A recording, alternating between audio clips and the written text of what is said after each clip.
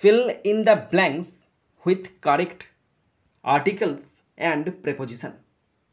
এই টপিকটা ক্লাস 1 থেকে ক্লাস 12 পর্যন্ত ভীষণ ইম্পর্ট্যান্ট। এছাড়াও তোমরা যারা বিভিন্ন রকম চাকরি পরীক্ষার প্রিপারেশন নিচ্ছ তাদের জন্য তো ভীষণ ইম্পর্ট্যান্ট। আজকে আলোচনা করছি 175। I arrived at my cousins house. আমি আমার কাজিনের বাড়ি পৌঁছেছিলাম ড্যাশ দ্য ইভিনিং। সন্ধ্যাবেলায় পৌঁছেছিলাম। এখানে সন্ধ্যাবেলায় একটা নির্দিষ্ট সময়, তাই এখানে বসে গেল ইন দ্য ইভিনিং। সন্ধ্যাবেলায় পৌঁছেছিলাম। ইট ওয়াজ ফ্রিজিং কোল্ড। এটা ছিল একদম কনকনে ঠান্ডা। And we had dash early dinner. এবং আমরা সকাল সকাল রাতের খাবার খেয়েছিলাম।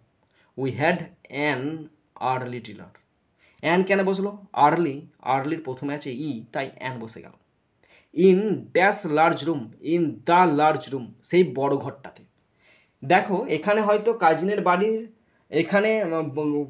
বাড়ির যে বাড়িটা, সেই বাড়িটার মধ্যে একটা লম্বা ঘর আছে। সবকটা ঘর কিন্তু লম্বা নয়, একটা নির্দিষ্ট ঘর লম্বা আছে।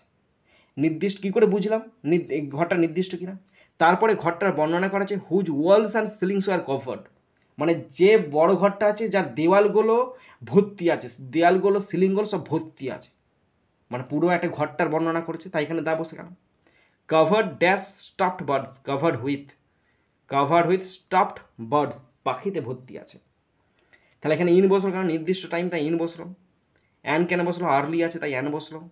দ্য লার্জ রুম, নির্দিষ্ট ঘর, বড় ঘর। এবং হুইথ, কাভার্ডের পর সবসময় হুইথ বসে, তাই হুইথ বসে গেল। ওকে,